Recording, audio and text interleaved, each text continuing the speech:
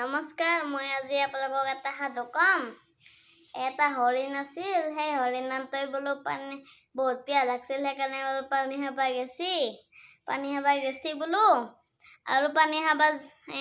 যাওঁতে বোলো পিছফালে চাওঁতে দেখা পাছি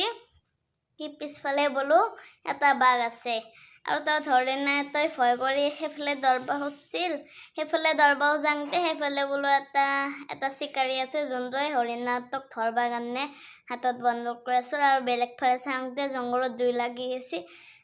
আৰু তাত হৰিণাটোই ভাবছি এতিয়াতো চব জাগাত গেলি মৰিয়া যাম সেইকাৰণে আগে পানীটো খাই লওঁ পানীটো খাওঁতে বৰষুণ নাওঁতে বোলো জুইটো নুমাওঁতে বোলো